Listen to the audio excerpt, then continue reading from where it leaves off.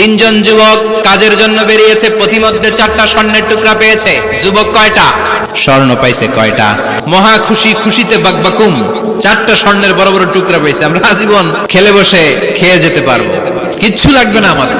তিন বন্ধু বলে ভাগ করি, আরেকজন বলে ক্ষুধা লাগছে, একজন যা বাজার থেকে রুটি কিনে নিয়ে আয়, খাওয়ার পরে ভাগ করবো। একজন রুটি কিনতে গেল, শয়তান দুইটারে বুঝায়, ওইটারে মারতে পারলে ভাগ বাটোয়ারা সহজ হবে, তোরা দুইজন স্বর্ণ 4টা, তুই নিবি 2টা, ও নিবে 2টা। হিসাব সহজ না? দুই বন্ধু প্ল্যান করছে, ওইটারে মাইরা তুই 2টা আমি 2টা।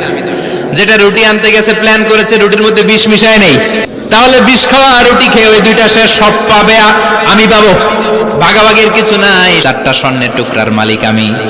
রুটির মধ্যে বিষ মেখে নিয়ে এসেছে, ওই দুই বন্ধু প্ল্যান অনুযায়ী ওইটারে ধরে মেরে ফেলছে। এবার মহা খুশি, এক বন্ধু কয় এবার তো ভাগ বটর আর কিছু নাই, তুই 2টা আমি 2টা, আগে খাইয়া লইস। খাওয়ার পরে এই 2টা